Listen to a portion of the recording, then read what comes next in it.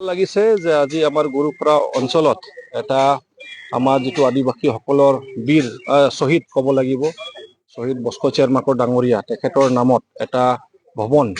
নিৰ্মাণ কৰা কাৰ্যসূচী আজি আৰম্ভ কৰা হ'ল। এটা ভৱন নিৰ্মাণ কৰা হ'ব আৰু মই ধন্যবাদ জ্ঞাপন কৰিছোঁ আমাৰ বিটিআৰৰ প্ৰধান প্ৰমোদ বড়ো ডাঙৰীয়া দেৱক, কাৰণ আমাৰ আচাৰ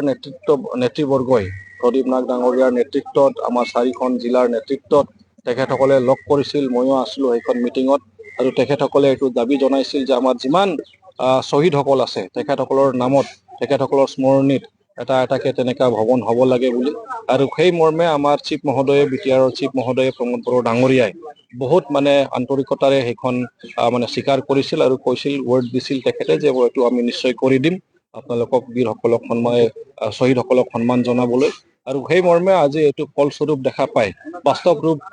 ৰূপত দেখা পাই আমি নথও আনন্দিত, কাৰণ ময়ো সেইখন জনগোষ্ঠীৰ পৰা বিলং কৰোঁ আৰু আচাৰ নেতৃত্বত যেতিয়া আমাৰ ক্ৰাইচিছ টাইম আছিল, পিৰিয়ড আছিল, সেই সময়ত তেখেতসকলে নেতৃত্ব দিছিল, থিয় দিছিল আৰু তেখেতসকলে আজি এইখন পৃথিৱীৰ পৰা বিদায় লৈছে, শ্বহীদ হৈ গ'ল। তো তেখেতসকলক যে সন্মান জনোৱাৰ কাৰণে এইখন যে আমাক এটা চেংচন দিলে বা আমাক এটা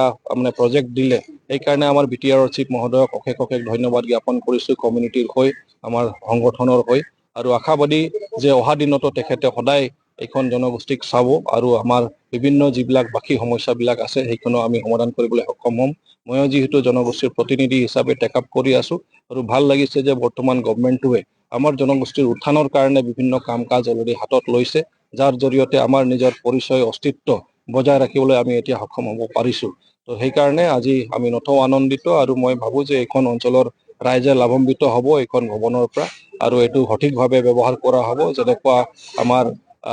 যিবিলাক দল সংগঠন আছে বা এই অঞ্চলৰ যিবিলাক গাঁওবুঢ়াসকল আছে বা আমাৰ ৰাইজসকল আছে বা ইয়াত বহুত ছাত্ৰ ছাত্ৰীবিলাক আছে যাক কেতিয়াবা কাউন্সিলিং দিব লগা হৈ যায়, কেতিয়াবা কোচিং দিব লগা হৈ যায় আৰু কেতিয়াবা ৰাখিব লগা হৈ যায়, কাৰণ দূৰ অঞ্চলৰ পৰা ভিতৰুৱা গাঁৱত থাকে তেখেতসকলে, পৰীক্ষা দিবলৈ অসুবিধা, হাইৱেত আহিবলৈ অসুবিধা। তো সেইবিলাক অসুবিধাৰ পৰা কমচে কম তেখেতসকলে অলপ সকাহ পাব। তো মই আশা কৰোঁ যে নিশ্চয় আমাৰ আচাৰ নেতৃত্বত যিখিনি কাম কাজ হৈ আছে সেইটোৰ জৰিয়তে এইখন অঞ্চলৰ বহুত ৰাইজে লাভান্বিত হ'ব বুলি।